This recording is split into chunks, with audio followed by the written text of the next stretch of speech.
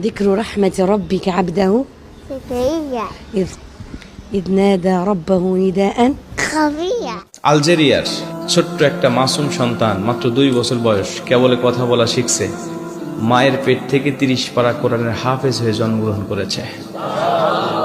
2 বছর বয়সে মানুষ কথাও বলতে পারে না স্বাভাবিকভাবে, কিন্তু ওই কোরআনের হাফেজকে কোরআনুল কারীমের একটা শব্দ বলে দেওয়া হয়, পরবর্তী থেকে ওর তেলাওয়াত শুরু করে।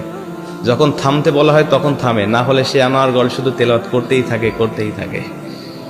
ওনার মায়ের সাক্ষাৎকার শুনলাম, উনি বলছে আমাকে আমার সন্তান পেটে থাকা অবস্থায় কয়েকটা দিন স্বপ্ন দেখানো হয়েছে এবং আমার সন্তানের নামও রাখা হয়েছে হাফেজ ইয়াহিয়া।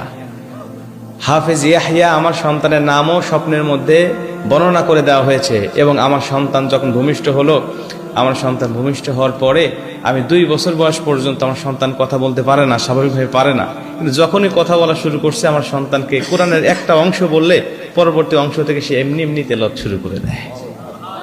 আল্লাহু আকবার বললেন না? যেরকম আল্লাহু আকবার।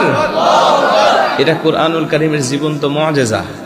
মাকে বলা হলো সন্তান কিভাবে পারলো, মা বলছেন আমি পবিত্র কোরআনুল কারীমের হাফেজা, আমি সবসময় কোরআনুল কারীমের তেলাওয়াত করতাম। হতে পারে বিজ্ঞান বলছে সন্তানের বয়স যখন মায়ের পেটে থাকতে 32 সপ্তাহ পার হয়ে যায় তখন সন্তানের কান আল্লাহ পাক খুলে দেয়। মা যা বলে, মা যা করে সবকিছু মায়ের পেট থেকে সন্তান শুনতে পায়। আজকে আমাদের সন্তানরা মাদ্রাসায় লেখাপড়া করার জন্য বাবা মা দেয়, কিন্তু অধিকাংশ সন্তান মাদ্রাসায় থাকতে চায় না, পালিয়ে চলে যায়। ঠিক না ভাই? ঠিক। এর মেইন যে কারণগুলো আছে তার মধ্যে একটি কারণ, আমাদের এই সন্তানদের বাড়ির পরিবেশটা আমরা আজও ঠিক করতে পারি নাই। সন্তানরা যখন ছুটিতে বাড়িতে চলে যায় সন্তানকে ডিসলাইনের সামনে বসানো হয়, অ্যান্ড্রয়েড ফোন, টাচ ফোন তার হাতে দেওয়া হয়, ও টিকটক, ফেসবুক, বিভিন্ন সোশ্যাল মিডিয়া নিয়ে পড়ে থাকে, হিন্দি সিরিয়াল নিয়ে পড়ে থাকে।